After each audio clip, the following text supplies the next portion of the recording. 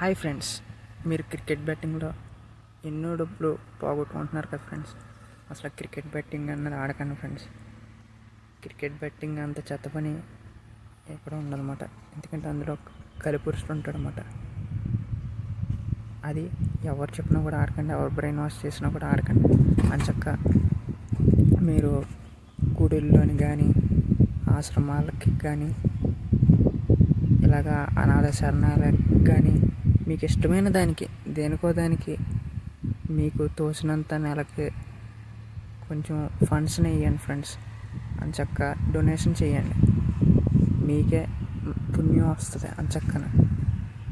అలా కాకుండా మీరు డబ్బు ఇస్తే డబ్బు పెరుగుతుంది అన్నమాట.